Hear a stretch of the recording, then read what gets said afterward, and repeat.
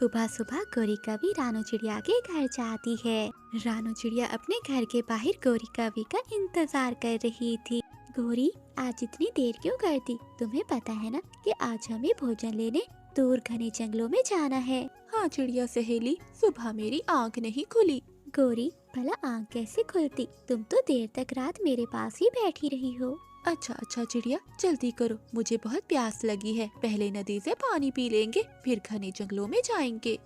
गौरी कवि और रानू चिड़िया बहुत अच्छी सहेलियाँ थी। वो दोनों नदी पर पानी पी रही थी। तभी वहीं एक पेड़ के पीछे छुपी हुई चील उन दोनों को देख रही थी। अरे वाह, आज चिड़िया का नरम नरम गोश्त खाने को मिलेगा। अब किसी न किसी तरह इस चिड़िया को अपनी जाल में फंसाकर इसका शिकार करना ही होगा। मगर चिड़िया के साथ ये काली का भी इसे अपने रास्ते से हटाना होगा। तभी चील एक प्लान बनाती है और जोर जोर से रोने लगती है। जोर जोर से रोने की आवाज उन दोनों को सुनाई देती है। गौरी बहन, लगता है कोई मुसीबत में है, चलो देखते हैं। फिर वो दोनों चील के पास जाती हैं। क्या हुआ चील, आप इतना रो क्यों रही हो? रो नहीं तो और क्या करूं? मेरी माँ भी मुझे छोड़कर चली गई। अब मैं इस जंगल में अकेली हो गई हूँ। ना मेरे पास माँ है और ना रहने को कोई घर। मैं बहुत अकेली हो गई हूँ। मुझे अपनी माँ की याद आ रही है। ये तो आपके साथ बहुत बुरा हुआ। आप चिंता नहीं करें, हम आपके साथ हैं। जब भी आपको अकेला महसूस हो तो आप हमारे पास आ जाया करो। अरे चिड़िया, ये तुम क्या कह रही हो? हम इस चील को जानते तक नहीं हैं। इसको अपना दोस्त बनाना ठीक नहीं है। गौरी बहन, आप हमेशा ऐसा क्यों सोचती हैं? देखिए, इसकी माँ नहीं है। माँ की जाने का दुख क्या होता है ये मैं अच्छे से समझती हूँ, इसलिए आप ऐसी बातें ना करो। तुम कितनी अच्छी हो चिड़िया, जो मेरा दर्द समझ पा रही हो। गौरी बहन, मेरे पुराने वाले घोंसले को चील को दे देते हैं। चिड़िया, मुझे कुछ ठीक नहीं लग रहा। गौरी बहन, तुम चिंता नहीं करो, सब ठीक होगा। फिर चिड़िया अपने घर के पास पुराना घोंसला चील को दे देती है।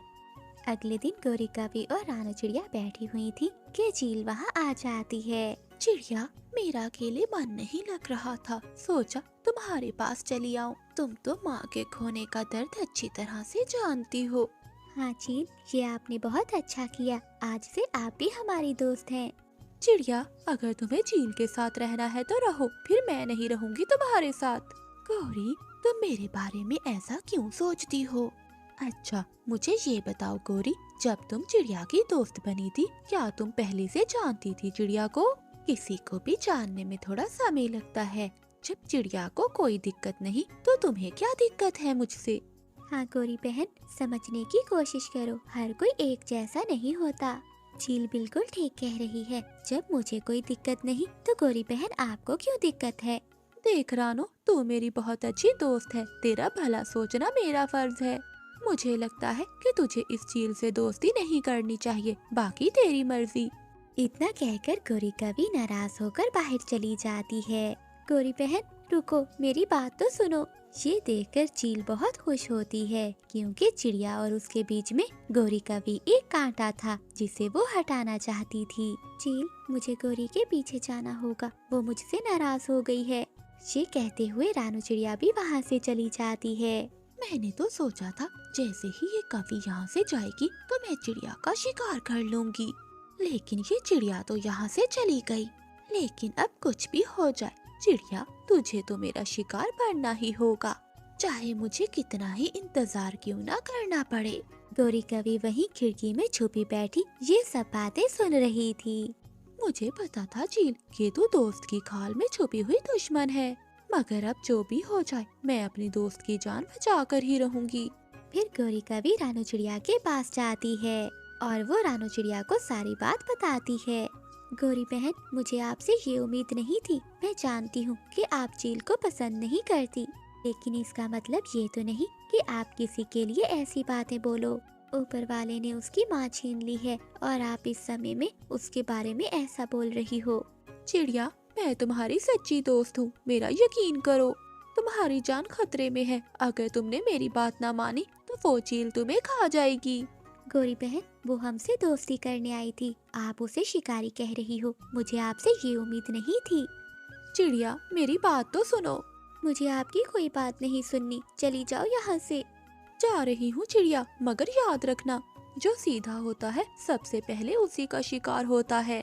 गोरी कवि नाराज होकर वहाँ से चली जाती है। गोरी कवि से दोस्ती टूटने के बाद रानो चिड़िया कई दिनों तक अपने घर में ही रहती है। उधर शिकारी चील बेसब्री से चिड़िया का शिकार करने के लिए उतावली हो रही थी। कुछ दिनों तक जब चिड़िया बाहर नहीं आती तो चील से रहा नहीं जाता और वो चिड़िया के घर जाती है। चिड़िया, क्या तुम मेरे साथ घने जंगल में चलोगी? वहाँ बहुत मीठे मीठे फल हैं। चील, आपसे दोस्ती करने से मेरी और गोरी की दोस्ती टूट गई। अब मेरा कहीं भी जाने को मन नहीं कर रहा।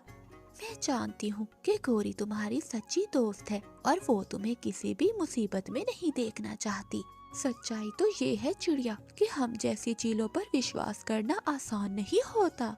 लेकिन चिड़िया, सच बताऊँ तो सभी चीलें एक जैसी नहीं होती। हाँ, मैं ये जानती हूँ कि सब चीलें एक जैसी नहीं होती हैं, मगर मैं गोरी कवि को कैसे बताऊँ? चिड़िया, उसे ये बात समझाने के लिए सबसे पहले हमें घने जंगलों में जाना होगा। वहाँ जाकर दोनों पेट भरकर फल खाएंगे और उसके बाद हम गोरी कवि के लिए ढेर सारे मीठे फल लेकर आएंगे। हाँ, जब गोरी कवि को पता चलेगा कि ये मीठे फल चील लाई है तो वो आपकी सही से पहचान करेगी कि आप कितनी अच्छी हो। हाँ हाँ चिड़िया, चलो अब जल्दी से चलते हैं। फिर वो चील चिड़िया को लेकर घने जंगलों में चली जाती है। रानू चिड़िया मीठे फल देखकर बहुत खुश होती है और वो पेट भरकर मीठे फल खाती है। वहीं चील चिड़िया को फल खाते हुए देखकर सोच रही थी, नादान चिड़िया, तू पेट भरकर फल खा ले, फिर मैं तुझे खाऊंगी। चील दोस्त, मेरा पेट भर चुका है, चलो अब हम घर चलते हैं। तुम्हारा पेट तो भर गया है, मगर मेरा पेट अभी खाली है। अच्छा, तो आप भी मीठे मीठे फल खा लें। चिड़िया, शायद तुम्हें पता नहीं है कि मुझे मीठे फल जरा भी पसंद नहीं है। अच्छा, तो आप सिर्फ मुझे मीठे फल खिलाने लाई हो? हाँ, क्योंकि तुम मेरी दोस्त जो हो। चील, आप सच में बहुत अच्छी दोस्त हैं। अच्छा चील, मुझे ये बताओ कि आपको खाने में क्या पसंद है? मुझे चिड़िया का मांस खाना बहुत पसंद है, इसीलिए मैं तुम्हें खाना चाहती हूँ। क्या चील, तुम मुझे खाना चाहती हो? मगर क्यों? मैं तो तुम्हारी दोस्त हूँ। तू बड़ी भोली है चिड़िया, तुझे खाने के लिए ही तो तुझसे दोस्ती की है मैंने। इतना कहते हुए चील रानो चिड़िया को अपने पंजों में दबोच लेती है।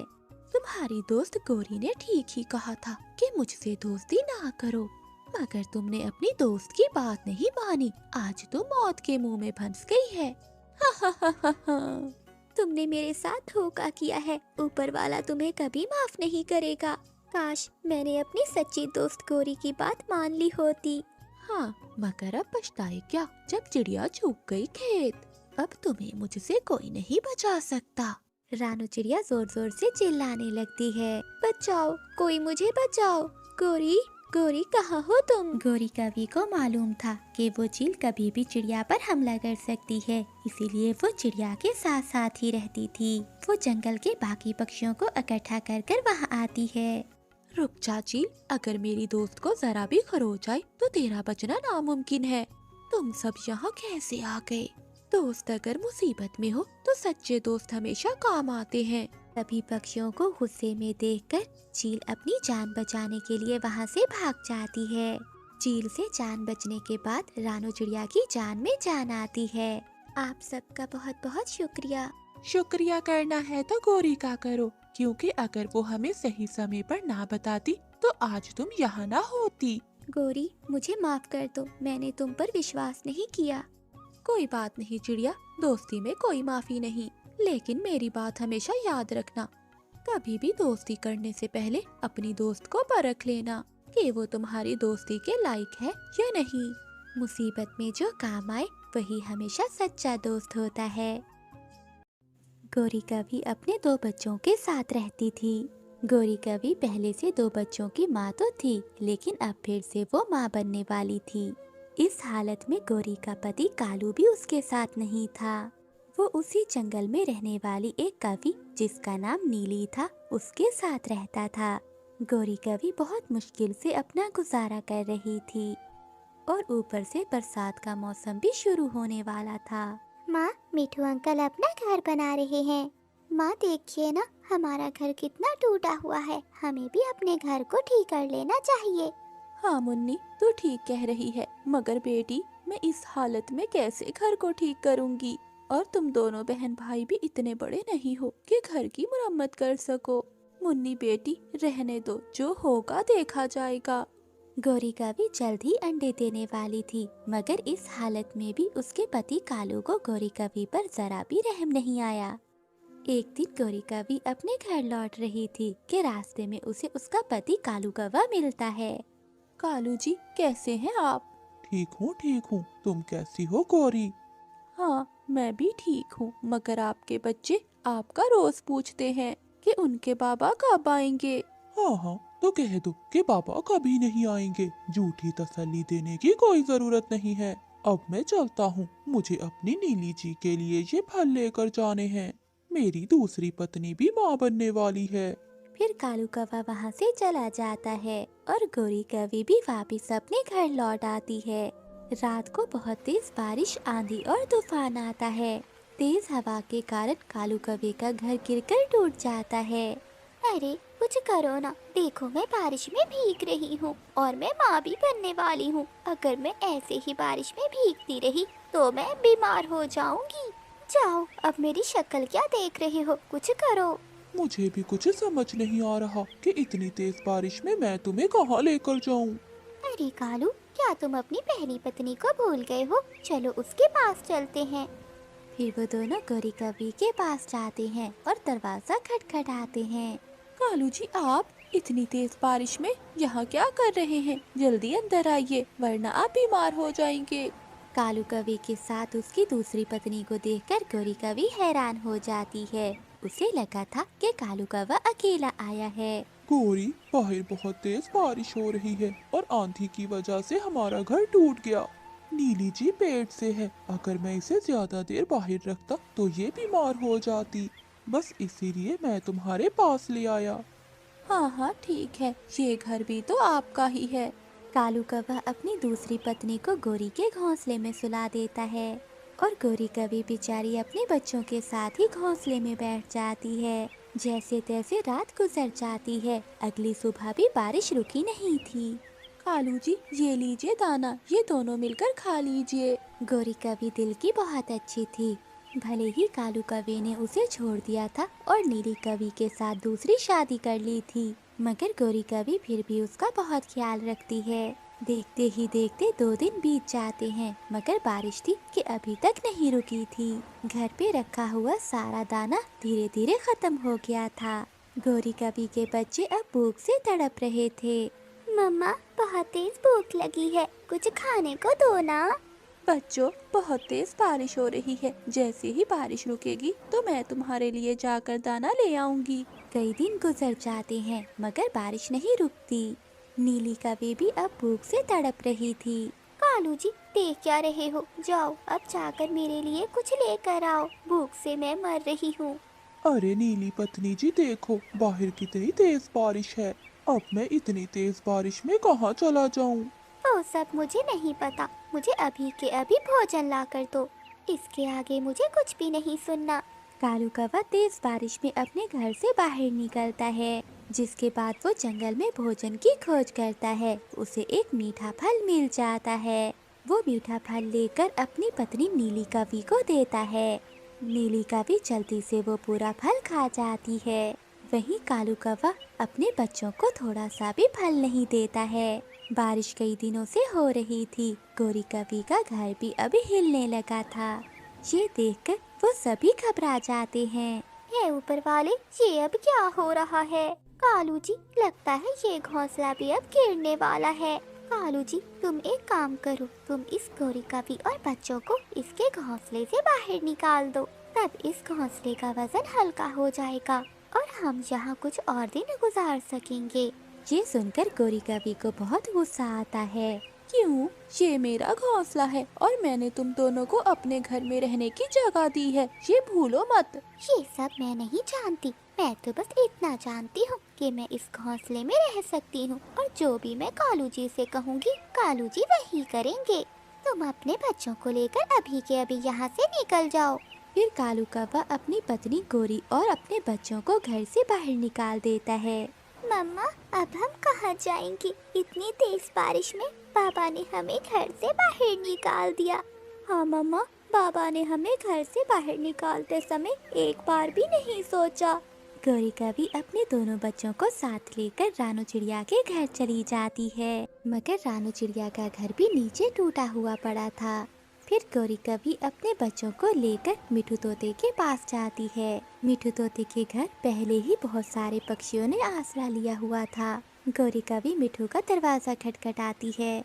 क्या हुआ गौरी, इतनी तेज बारिश में बच्चों के साथ यहाँ क्या कर रही हो? मिठू भैया, हमारी मदद करो, हमें अपने घर में रहने दो। तभी बातें सुनकर अंदर से रानू चिड़िया भी बाहर आती है। चिड़िया बहन, तुम यहाँ, मैं तुम्हारे घर गई थी मगर वो तो टूटा हुआ था। हाँ गौरी बहन, बारिशें बहुत दिन से हो रही हैं और जंगल के सभी पक्षियों के घर टूट गए हैं। मेरा घोंसला भी टूट गया है, इसीलिए मैं मिठू तोते के घर आई थी। हाँ गौरी, मेरे घर में अब और इतनी जगह नहीं है कि मैं तुम्हें भी रख सकूं। पहले ही मेरे घर में बहुत सारे पक्षी हैं, अगर मैंने किसी और को रख लिया तो ये घोंसला भी टूट जाएगा। मिठू भैया, आप ऐसा करें कि गौरी के बच्चों को मेरी जगह अपने घर रख लें। मैं और गौरी बाहर रह लेंगे। ठीक है चिड़िया, जैसा तुम कहो। फिर मिठू तोता गौरी के बच्चों को घर में ले जाता है। रानू चिड़िया और गौरी कभी बाहर बारिश में भीग रही थी। चिड़िया बहन, तुम्हारा बहुत बहुत धन्यवाद, तुमने मेरी मुश्किल समय में मदद की, मेरे बच्चों को बचा लिया। गौरी बहन, वो मासूम बच्चे हैं, वो मेरे बच्चों की तरह हैं। चिड़िया, मेरे बच्चों ने 2 दिन से कुछ नहीं खाया। गौरी बहन, मिठू के घर में भी दाना खत्म हो गया है, चलो हम जंगल से कुछ दाना ढूंढ कर आते हैं। फिर गौरी कवि और रानू चिड़िया जंगल में दाना ढूंढने चली जाती हैं। वो जंगल में दाना ढूंढ रही थी, तभी रानू चिड़िया को एक बड़ा पेड़ नजर आता है। पेड़ में एक बहुत बड़ी खोखर थी। गौरी कवि और रानू चिड़िया बारिश से बचने के लिए उस खोखर में जाकर बैठ जाती हैं। जब वो उस पेड़ की खोखर में जाती हैं, तो वहाँ बहुत सुंदर घोंसले थे। गौरी बहन, लगता है कोई पक्षी इस खोखर में रह कर गया है। हाँ चिड़िया, ये खोखर तो बहुत सुंदर है और यहाँ पर ढेर सारा दाना भी है। लगता है गौरी बहन, ऊपर वाले ने आपकी सुन ली। आज से ये घर आपका है, आप अपने बच्चों के साथ यहीं आकर रह लें। हाँ चिड़िया, तुम भी हमारे साथ रहोगी, हम सब मिलकर रहेंगे। फिर गौरी कवि अपने बच्चों को वहाँ ले आती है। दूसरी ओर वो दुष्ट कौवा और नीली कवि जिस घोंसले में रह रहे थे, वो भी गिरकर टूट जाता है। वो दोनों मुश्किल से अपनी जान बचाते हैं। वो दोनों तेज बारिश में भीगने लगते हैं। अब उनके पास रहने के लिए कोई घर नहीं बचा था। ये कर्मों की सजा थी जो उन्होंने गौरी कवि और उसके मासूम बच्चों के साथ किया था। लालची ठग कौवा उस जंगल में नया नया आया था। मम्मा, मुझे पेड़ खाने हैं, मेरे लिए पेड़ लेकर आओ। चक्कू बेटा, जिद न करो, तुम्हें तो पता है कि वो बेरी का पेड़ पहाड़ों के पास है। मम्मा, मुझे नहीं पता, मुझे बस पेड़ खाने हैं, पेड़ खाने हैं। चक्कू, तू अब बहुत तंग करने लगा है, अब चुप कर जाओ, मैं जाती हूँ। गौरी कवि अपने घर से निकलती है। वो पहाड़ों की ओर जा रही थी, तभी रास्ते में उसे एक कौवा मिलता है। अरे कौवे जी, पहले तो आपको इस जंगल में नहीं देखा, आप कहाँ से आए हो? मेरा नाम कालू है, कालू कौवा। मैं सागर वाले जंगल से आया हूँ। आपका जंगल तो बहुत सुंदर है और इसमें रहने वाले पक्षी भी बहुत सुंदर हैं। आपको ही देख लीजिए कवि जी, आप कितने सुंदर हैं। गौरी कवि अपनी तारीफें सुनकर बहुत खुश होती है। हाँ हाँ, सुंदर तो मैं हूँ। आइए कौवे जी, मैं आपको जंगल के बाकी पक्षियों से मिलवाती हूँ। फिर गौरी कवि कालू कौवे को साथ लेकर बाकी पक्षियों के पास जाती है। मिठू और कबूतर, ये कौवा सागर वाले जंगल से आया है। सागर वाला जंगल तो बहुत दूर है, ये कौवा बहुत दूर से आया है। हाँ मिट्ठू, मैं बहुत दूर से आया हूँ और बहुत थक गया हूँ। गौरी, जो तुम्हारा पुराने वाला घोंसला है, कालू कौवे को उसमें रख लेते हैं। हाँ हाँ कबूतर, क्यों नहीं, वो घोंसला वैसे भी खाली पड़ा है। चलो कव्वे जी, मैं आपको वहाँ छोड़ कर आती हूँ। फिर गौरी कवि कालू कौवे को साथ लेकर अपने पुराने घोंसले में जाती है। ये लीजिए कव्वे जी, ये घर आज से आपका है। गौरी जी, आप बहुत दयालु हो। आपका बहुत बहुत धन्यवाद। आपने मेरी मुश्किल समय में मदद की। अरे कव्वे जी, अगर किसी चीज की जरूरत हो तो वो सामने घर है मेरा। फिर गौरी कवि वहाँ से चली जाती है। गुड़िया बेटी, मैं जंगल से लकड़ियाँ काटने जा रही हूँ, आप घर में ही रहना और अंदर से कुंडी लगा लेना। ठीक है मम्मा, आप जाए, मैं आपका इंतजार करूंगी। फिर रानू चिड़िया वहाँ से उड़ती है। रानू चिड़िया को रास्ते में मिठू तोता और कबूतर मिलते हैं। चिड़िया, तुम कहाँ जा रही हो? कबूतर भैया, मैं तो लकड़ियाँ काटने जा रही हूँ, मगर आप दोनों यहाँ क्या कर रहे हैं? चिड़िया, हम ये कालू कौवे के लिए मीठा फल लेकर जा रहे थे। कबूतर भैया, कौन कालू कौवा? चिड़िया, हमारे जंगल में सागर वाले जंगल से कालू कौवा आया है। वो बेचारा बहुत गरीब है। ये फल हम उसके लिए लेकर जा रहे हैं। अच्छा, कहाँ है वो कालू कौवा? चिड़िया, गौरी के पुराने घोंसले में। ठीक है मिठू भैया, वो तो हमारा मेहमान है, मैं लकड़ियाँ काट कर दाना देने जाऊंगी। फिर रानू चिड़िया वहाँ से चली जाती है। कालू जी, ये लीजिए मीठा बेर, ये मैं अपने बेटे के लिए लाई थी और आपके लिए। सुंदर कवि, आपने बहुत अच्छा किया। मुझे मीठे पेड़ बहुत पसंद हैं। क्या आप अपने बेटे के साथ रहती हैं? और आपका पति कहाँ है? क्या बताऊं कालू जी, मेरा पति हमें छोड़कर चला गया किसी नीली कवि के पीछे।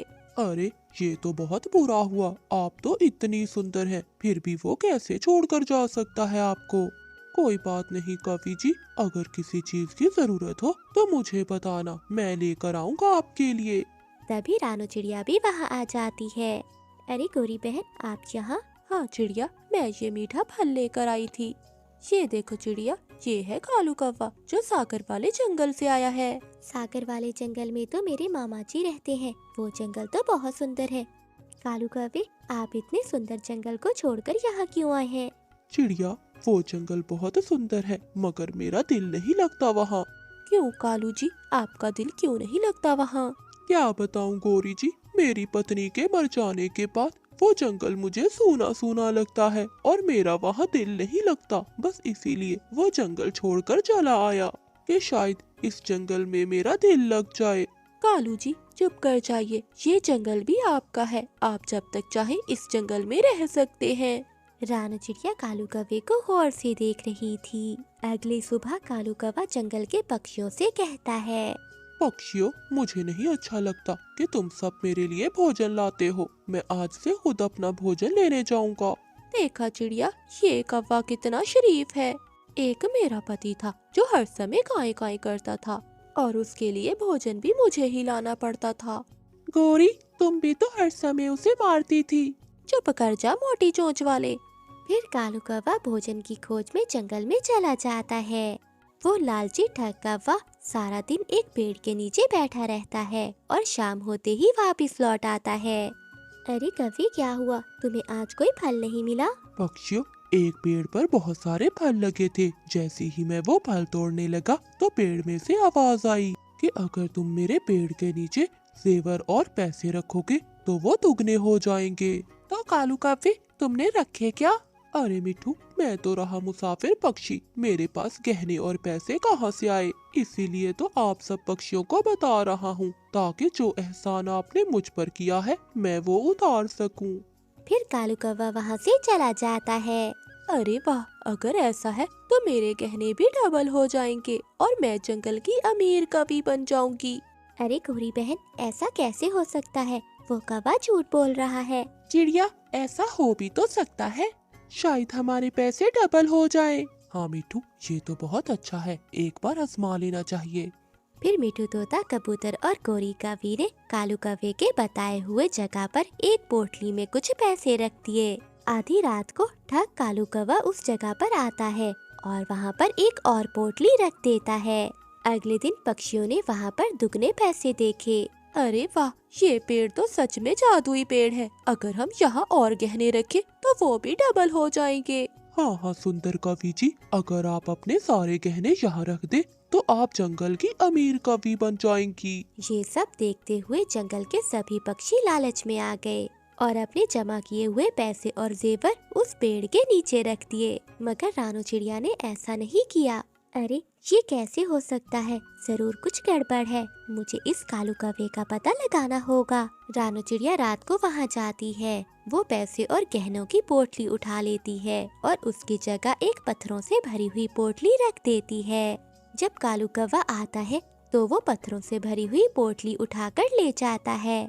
कालू कौवा जब घर जाकर वो पोटली खोलता है तो उसमें से पत्थर ही निकलते हैं। अरे ये क्या, ये तो मेरे साथ भी धोखा हो गया। ये तो सारे पत्थर हैं। ये किसका काम हो सकता है? लगता है चिड़िया ने किया होगा सब।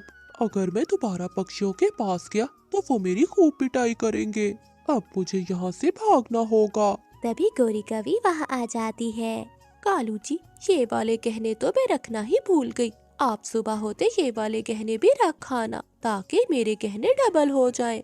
कालू कौवा ये देखकर बहुत खुश होता है। हाँ हाँ क्यों नहीं सुंदर कवि, आप बहुत सुंदर हो, मुझे आपसे कुछ कहना है। कहिए कहिए कालू जी। सुंदर कवि जी, क्या आप मुझसे शादी करोगी? आप बहुत सुंदर हो और सबसे अमीर भी होने वाली कवि हो। मैं चाहता हूँ कि मैं आपके साथ रहूँ। हम कल गहने डबल होते ही शादी कर लेंगे। गौरी कवि ये सुनकर बहुत खुश होती है। फिर कालू कौवा रात के अंधेरे में गौरी कवि के गहने लेकर वहाँ से भाग जाता है। अगली सुबह जब जंगल के पक्षी पेड़ के नीचे जाते हैं तो वहाँ कुछ भी नहीं था। अरे हमारे पैसे और गहने कहाँ गए? लगता है चिड़िया ठीक कह रही थी, वो सच में ठग कौवा था। मिठू भैया आप चिंता मत करो, मैं आपको सब बताती हूँ। चिड़िया, हमने तुम्हारी बात नहीं मानी। कोई बात नहीं कबूतर, आज से आप मेरी बात को समझोगे। मगर चिड़िया, मैं तो लुट गई। गौरी, वो कैसे? गौरी कवि अपने किए पर बहुत पछता रही थी। कालू कौवा, टुन्नू चिड़ा और मिठू तोता तीनों कंवारे दोस्त नदी पर बैठे हुए थे। तभी गौरी कवि अपनी सहेली रानू चिड़िया के साथ नदी पर आती है। कालू कवि को गौरी कवि बहुत पसंद होती है। हाय, मौसम है सुहाना और ये सुंदरता। मौसम है सुहाना, लगता है किसी का इरादा है मार खाना। फिर गौरी कवि और रानू चिड़िया वहाँ से चली जाती हैं। गौरी कवि की बात सुनकर दोनों दोस्त कालू कवि पर हंसने लगते हैं। बहुत हो गई बेइज्जती, अब तो यही मेरी दुल्हन बनेगी। पर मैंने सुना है कि गौरी कवि की माँ बहुत गुस्से वाली है। वो गौरी कवि को अकेले कहीं नहीं जाने देती, इसीलिए उसकी सहेली चिड़िया उसके साथ जाती है। कोई बात नहीं टुन्नू, पहले मैं चिड़िया से दोस्ती करूँगा और फिर मैं गौरी कवि से प्यार करूँगा। अरे वाह वाह कालू कवि, ये हुई ना बात। अगले दिन जब तीनों दोस्त मिलते हैं तो कालू कौवा कहता है, दोस्तों, गौरी की जो सहेली है वो हर रोज बेरी के पेड़ से फल लेने जाती है। अच्छा, कितने बजे जाती है? क्या वो अकेली जाती है या कोई उसके साथ होता है? अरे टुन्नू, तू क्यों पूछ रहा है? क्या तेरा दिल चिड़िया पर तो नहीं आ गया? वो तीनों दोस्त हंसने लगते हैं। तभी रानू चिड़िया वहाँ से गुजर रही थी। कालू कौवे की नजर रानू चिड़िया पर जाती है। वो तीनों दोस्त रानू चिड़िया को रोक लेते हैं। क्या मैं आपसे कोई बात कर सकता हूँ? हाँ बोलिए, क्या बात करनी है आपको? वो क्या है ना, मेरे दोस्त कालू का दिल तुम्हारी सहेली गौरी पर आ गया है। अच्छा, तो कालू कौवे को प्यार हो गया है? हाँ चिड़िया, प्यार है ही ऐसी चीज। अब इस टुन्नू चिड़े को ही देख लो, इसे भी किसी से प्यार हो गया है। चुप कर जा मिठू, हम यहाँ कालू की बात करने आए हैं तो कालू की बात ही करने दो। ठीक है टुन्नू, वो क्या है चिड़िया कि मेरे दोस्त कालू का दिल तुम्हारी दोस्त गौरी कवि पर आ गया है और ये तुम्हारी दोस्त को अपनी दुल्हन बनाना चाहता है। इसलिए चिड़िया, मैं चाहता हूँ कि तुम पूछो, क्या वो भी मुझे चाहती है? कालू, जहाँ तक मैं जानती हूँ, मुझे लगता है कि मेरी सहेली का दिल भी तुम पर आ गया है। क्या सच? मगर एक प्रॉब्लम है। प्रॉब्लम? क्या प्रॉब्लम है? वो गौरी कवि की माँ गौरी की शादी अमीर घर में करना चाहती है। वो तुम जैसे मामूली कवि से गौरी की शादी नहीं करेगी। मैं भी कोई मामूली नहीं हूँ, मैं भी बहुत अमीर हूँ। ये सुनकर टुन्नू चिड़ा और मिठू तोता एक दूसरे को देखने लगते हैं। मेरा मतलब है मेरे पास ये दो कीमती दोस्त हैं, तो हुआ ना मैं भी बहुत अमीर। कालू कवि, आप बहुत भोले हो। फिर रानू चिड़िया वहाँ से चली जाती है और टुन्नू चिड़ा रानू चिड़िया को देखता ही रहता है।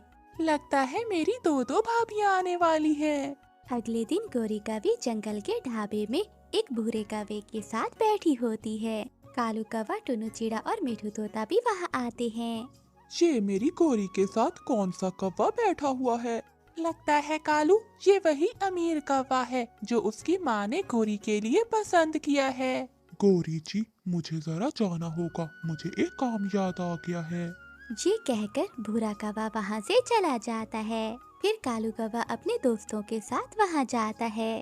कालू कौवा एक गुलाब उठाकर गोरी कवि से पूछता है। सुंदर गोरी कवि, क्या तुम मुझसे शादी करोगी?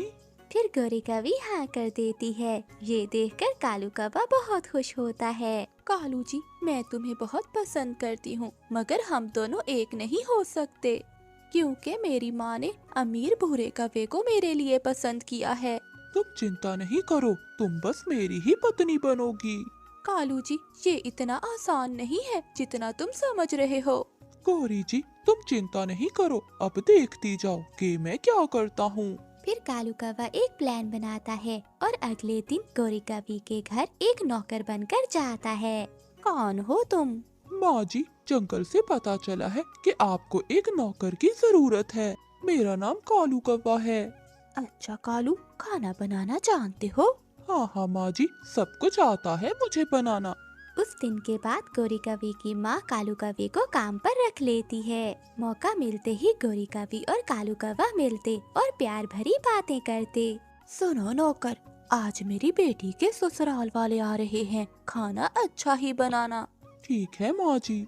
थोड़ी देर बाद गोरी कवि के होने वाला पति और उसके माता पिता आ जाते हैं और शादी की बात तय हो जाती है। अगले दिन कालू जी, अब क्या होगा? गोरी जी, तुम चिंता नहीं करो, मैं हूँ ना, मैं कुछ न कुछ जरूर करूँगा। ये कहकर कालू कौवा अपने दोस्तों के पास जाता है। वो बैठे हुए थे कि उन्हें सामने एक पेड़ के नीचे भूरा कौवा और नीली कवि बैठे दिखाई देते हैं। वो ये देखकर तीनों दंग रह जाते हैं। अरे, ये तो वही कौवा है जिससे हमारी भाभी की शादी तय हुई है।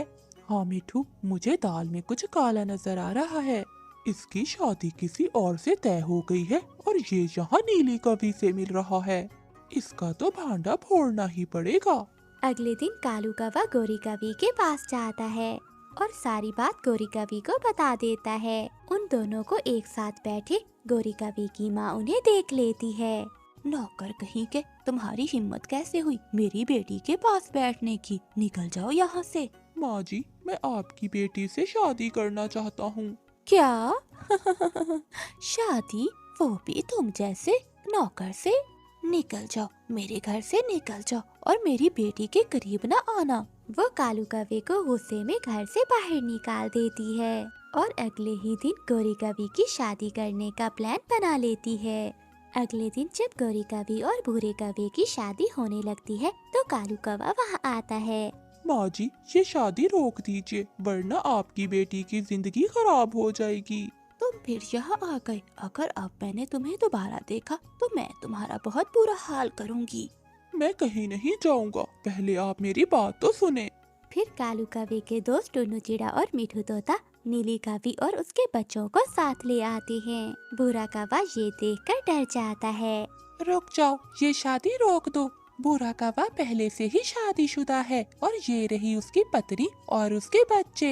ये सब देखकर भूरा कौवा डर जाता है और गोरी कवि की माँ से माफी मांगता है। मुझे माफ कर दो माँ जी, मैं गोरी कवि की सुंदरता देखकर बहक गया था। ऐ ऊपर वाले, ये क्या हो गया? अब मेरी बेटी से कौन शादी करेगा? माँ जी, मैं हूँ ना आपकी बेटी से शादी करने के लिए, मैं तैयार हूँ। तू तो तैयार है, मगर मैं तैयार नहीं। मैं तुझ जैसे गरीब कौवे से अपनी बेटी की शादी नहीं कर सकती। माँ जी, मैं गरीब नहीं हूँ, मेरे पास मिठू तोता और टुन्नू चिड़ा जैसे दो कीमती दोस्त हैं और मैं बहुत ईमानदार हूँ। फिर कालू कवि की माँ भी मान जाती है। गोरी कवि और कालू कवि की शादी हो जाती है। सुनिए जी, आपकी सहेली की तो शादी हो गई, आपका क्या ख्याल है मेरे बारे में? रानू चिड़िया मुस्कुराती है। तेज बारिश में सुनहरी चील अमरूद लिए अपनी गुफा में जाती है। बेटी सुनहरी, कुछ लाई हो मेरे लिए? हाँ माँ, एक अमरूद मिला था, वही लाई हूँ। फेंक दो बाहर ये अमरूद, मैं नहीं खाऊंगी। तुम हर रोज मुझसे वादा करती हो कि माँ मैं तुम्हारे लिए पक्षी लाऊंगी, लेकिन हर रोज अमरूद लेकर आ जाती हो। माँ क्या करूँ, जंगल में बहुत तेज बारिश है और पक्षी बहुत सियाने हो गए हैं, अब वो मेरी बातों में नहीं आते। सुनहरी बेटी, मेरे पास एक उपाय है। फिर दोनों माँ बेटी आपस में सलाह करती हैं। बेटी, कैसा लगा मेरा उपाय? माँ, ये तो कमाल का आइडिया है, अब कोई ना कोई पक्षी तो मेरे जाल में फंस ही जाएगा। दूसरे दिन सुनहरी चील आंखों पर काली ऐनक लगाती है और जंगल में चली जाती है। दूर से ही सुनहरी चील चिड़िया को देख लेती है और एक पेड़ से टकरा जाती है। बेचारी, लगता है ये चील अंधी है। रानू चिड़िया सुनहरी चील के पास जाती है। चील चील, क्या हुआ, क्या आपकी चोट तो नहीं लगी? नहीं नहीं, क्या तुम तोता हो? नहीं नहीं चील, मैं चिड़िया हूँ। माफ करना चिड़िया, मैं देख नहीं सकती ना, इसीलिए पूछा था। चील, अगर तुम देख नहीं सकती तो क्यों आई थी इस जंगल में? आपको अपने घर में ही रहना था। चिड़िया, मेरे घर में ढेर सारे गहने हैं, अब तो मैं अंधी हो गई हूँ, मुझे डर है कि कोई चोर मेरा सोना ना चुरा ले। तो फिर आप यहाँ क्या कर रही हैं? मैं तो यहाँ किसी पक्षी को लेने आई हूँ जो मेरे गहनों की रखवाली कर ले, बदले में मैं आधा सोना उस पक्षी को दूंगी। चिड़िया, क्या तुम मेरे साथ मेरे घर जाओगी? रानू चिड़िया थोड़ी देर सोचती है और फिर चील से कहती है, नहीं नहीं चील, मेरे घर में मेरे बच्चे हैं और मेरे बच्चे अपनी माँ के बिना नहीं रह सकते, मैं आपके साथ नहीं जा सकती। ठीक है चिड़िया, काम तो बहुत आसान है, एक बार फिर से सोच लो। मैंने सोच लिया, मैं नहीं जा सकती। फिर चील जंगल में आगे जाती है। सुनहरी चील को रास्ते में मिठू तोता मिलता है। चील चील, तुम कहाँ जा रही हो? क्या तुम अंधी हो? हाँ, मैं अंधी हूँ। तुम कौन हो? क्या तुम कबूतर हो? हाँ हाँ, मैं कबूतर ही हूँ। मगर तुम्हारी आवाज तो तोते की तरह है। वो ऐसा है ना कि तोता मेरे घर के पास रहता है, इसलिए मैं तोते की तरह बोलता हूँ। कबूतर कबूतर, मैं किसी पक्षी को लेने आई हूँ, मेरी गुफा में ढेर सारा सोना और चांदी है। लेकिन तुम यहाँ किसी पक्षी को क्यों लेने आई हो? क्योंकि मुझे डर है कि कोई चोर मेरा सोना ना चुरा ले। जो भी मेरे साथ जाएगा, मैं उसे अपना आधा सोना चांदी दे दूंगी और उसे अपने साथ अपनी गुफा में रखूंगी।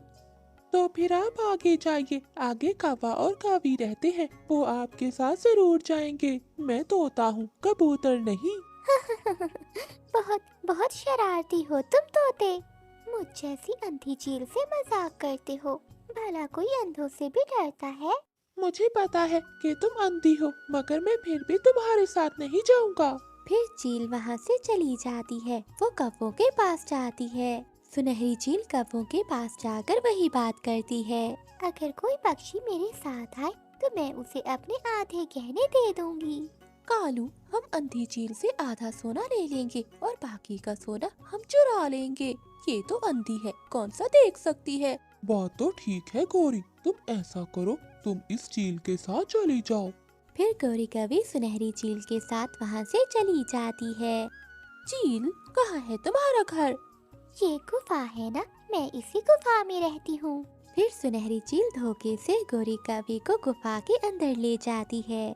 जब गौरी कवि गुफा के अंदर चली जाती है तो सुनहरी चील अपनी काली ऐनक उतार देती है। ये लो माँ, मैंने आपकी ख्वाहिश पूरी कर दी।